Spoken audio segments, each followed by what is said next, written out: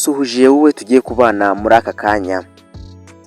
Niba ari ubwa mbere ugeze kuri uyu murongo tuguhaye ikaze, uze gukanda subscribe ufungure inzogera kugira ngo utajya ucikwa n'ibyiza tubagezaho umunsi ku wundi. Nawe dusanzwe tubana turagusuhuje cyane kuko uri uw'agaciro gakomeye cyane. Nk'ibisanzwe rero tugarutse muri ya gahunda yacu nziza yo kukugezaho ubusobanuro bw'amazina. Aka kanya rero tugiye gusubiza umwe mu bakunzi bacu batubajije ngo tuzamugezeho ubusobanuro bw'izina Rosine. Muri iyi video turaza kurebera hamwe inkomoko y'iri zina, turebe ubusobanuro bwaryo, turebe ibiranga ba Rosine, ibyo bakunda ndetse n'ibyo banga. Nk'ibisanzwe njye tugiye kubana muri iki kiganiro, ndi Mizero Felix. Wahawe ikaze.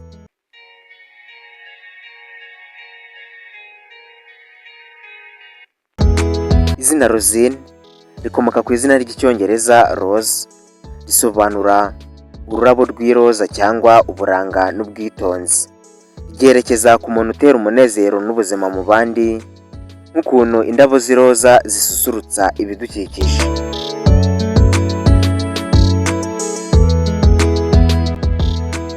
Dore rero imiterere y'abantu bitwa ba Rosine. Rosine ni umuntu utekereza cyane mbere yo kugira icyo akora. Akunda umutuzo ariko akagira imbaraga nyinshi iyo ari gukora icyo akunda. Afite umutima woroshye, aritonda kandi akunda kubana neza n'abandi. Dore rero ibintu biranga Rosine.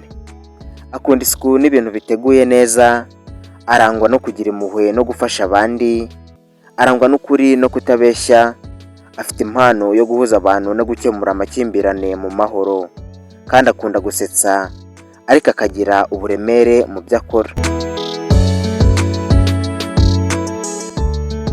Dore rero ibyo Rosine yanga. Yanga abantu babeshya cyangwa batizerwa, ntakunda urusaku cyangwa intonganya, ntanezezwa no gusuzugurwa cyangwa gufatwa nk'utagira agaciro. Ngo nubwo rero Rosine hari ibyo yanga, ngo gusa hari n'ibyo akunda mu buzima.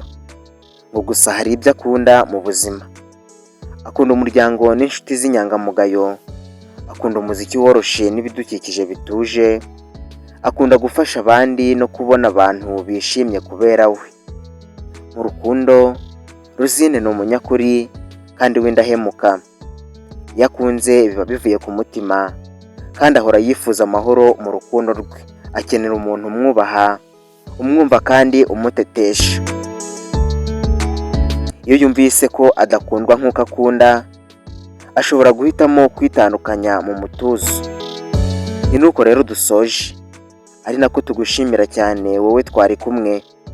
Nk'ibisanzwe mwari kumwe nanjye Mizero Felix. Mukomeze kugira ibihe byiza, turabakunda. Imana ibarinde. Bye.